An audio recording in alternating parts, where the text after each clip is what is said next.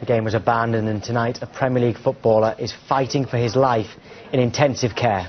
This hour across to Bolton, where fans await news of Fabrice Muamba's condition.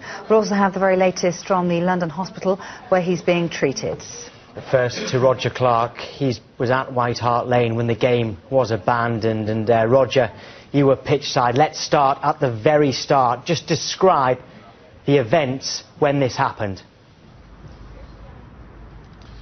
Yeah, the game was 41 minutes old. It was poised at 1-1, a very absorbing FA Cup quarter-final as well. That from nowhere, really, Fabrice Muamba went down in the middle of the pitch. There was no one anywhere near him, and straight away people could see that this was a very serious situation from the reaction of the players on the pitch and also on the bench.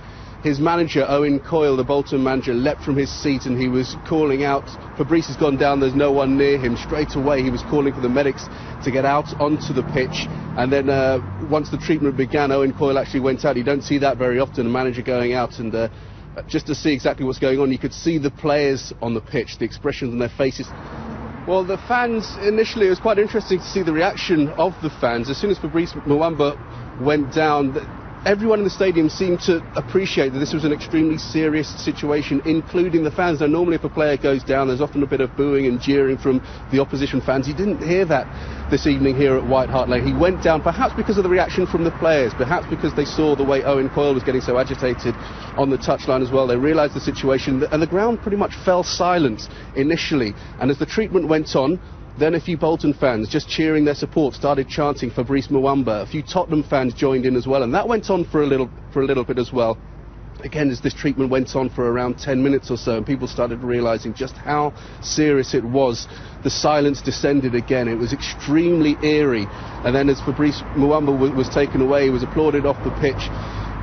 Then the players were called away by Howard Webb. He blew his whistle and took them off, and then people just sat around in silence. People wanted to know what was going on, and information wasn't forthcoming, but we were waiting for that announcement that confirmed that the match had been abandoned. Initially we weren't sure if Howard Webb had blown and called the players in for half-time, but it soon became clear the match was abandoned. That was then confirmed over the tannoy. The fans were told that they were free to leave, and to leave by any available exit, and they did just that, but in absolute silence, offering up their best wishes for Fabrice Muamba as they went as well.